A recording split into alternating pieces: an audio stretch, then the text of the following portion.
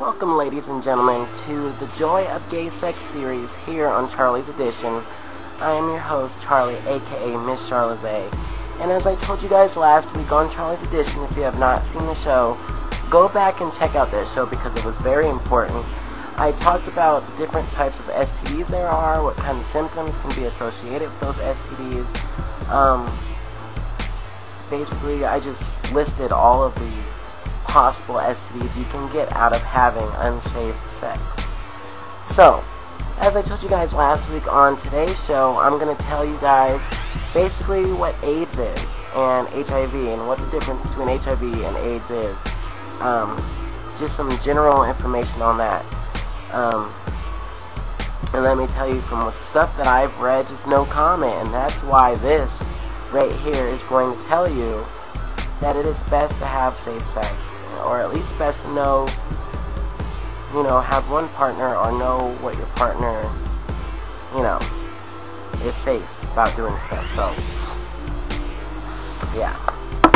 So, listen up carefully, you guys, and this is information that I'm learning as well, and so, let me go ahead and start. So, what causes AIDS? HIV stands for Human Immunodeficiency Virus.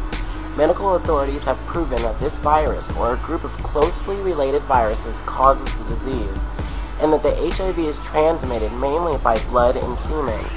Some strands of the virus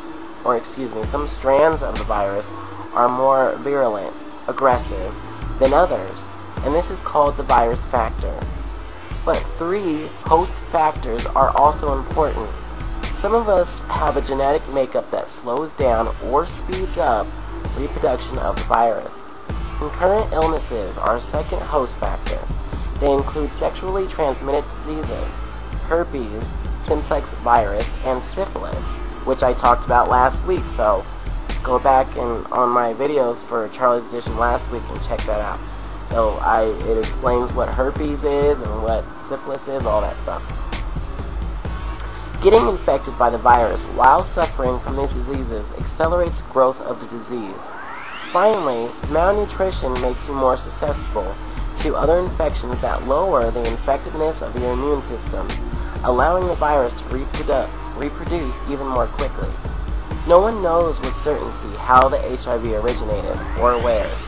Some people believe it is a new disease, while others believe that it has remained confined to one geographically inaccessible area until modern transportation gave it the opportunity to spread.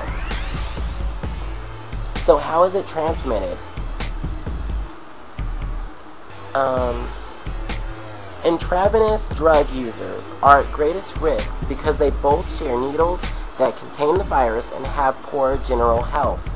Bottoms who get screwed are in the next category of risks, followed by tops who screw.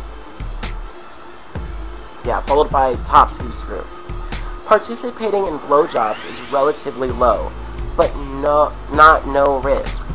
Deep kissing has never been implicated in transmitting the virus. Kinky sex and even fisting are not implicated because unless blood is drawn, there is no barrier, such as a condom, to prevent transmission of the virus. Rimming, although a route for many STDs, is not implicated in HIV. The number of sex partners you have is highly correlated with becoming HIV positive. That makes sense and is confirmed by virtually every research study. Finally, the use of alcohol and drugs is a significant risk factor since you are more likely to have unprotected sex when you're high.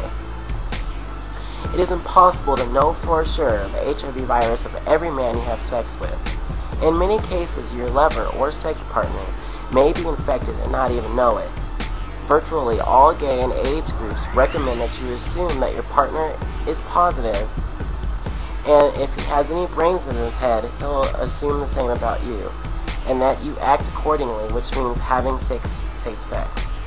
When screwing, condoms are absolutely required. Some medical authorities also recommend a condom when giving a blowjob. Advocates of barebacking or screwing without a condom are only keeping the epidemic alive. It is nothing less than self-destructive behavior. So, I do have to watch the clock because I gotta make sure that my videos are at least 10 minutes or so. So, should I be tested? Only nuns and other celibates don't need to be tested. Assuming you are not professionally celibate and your sexual activities go beyond mutual masturbation, you should be tested regularly. How often you are tested depends upon how many sex partners you have and what you do sexually. Bottoms should be tested regularly, especially if they get screwed often, but tops should also be tested periodically. However, counseling should be included in the testing so you can be aided both medically and emotionally should your test turn out positive. Also, the very act of getting tested can be upsetting to some people. Really? The first test is merely to establish whether there are HIV antibodies in your blood. If there are, then you have HIV disease, but not AIDS. Your doctor will then probably do at least 2 other tests. The first is to check for viral load. That is a measure of how much of the virus is circulating in your body. The higher the viral load, the more rapidly the disease will progress. If your viral load goes... Shut the hell up! I'm trying to read. If your viral load goes over 55,000, your doctor may recommend HAART. The goal of HAART is to end up having undetected viral loads. The second test is to measure your CD4 helper cells, also called T cells. The CD4 is one type of white blood cell necessary to fight infections. It gives a snapshot of how well your immune system is doing in fighting disease. A normal T cell count runs anywhere from 600 to over 1,000. However, the count can temporarily go down whenever you are ill or fighting off a bug of some kind, and it may also vary widely during the day. Even the common cold can temporarily affect T cells. It's therefore best to get T cell testing when you are well rather than acutely ill. As the number of C4 cells declines, the risk of getting sick increases.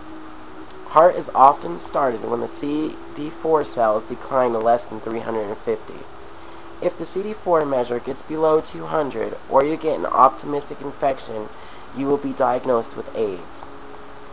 If you've read the last paragraph carefully, you'll understand that there is an inverse relationship between viral load and CD4 helper cells. The higher your viral load, the lower your CD4 helper cells. The question of how often you should be tested remains only on you, and your doctor can answer. Naturally, if you believe that you have symptoms of the disease, or if any of your sex partners have developed the illness, you should be tested. It's been suggested that you be tested within 3 months after you've been exposed to the virus. By that time, your body will have enough time to develop antibodies. But wait for at least 1 month.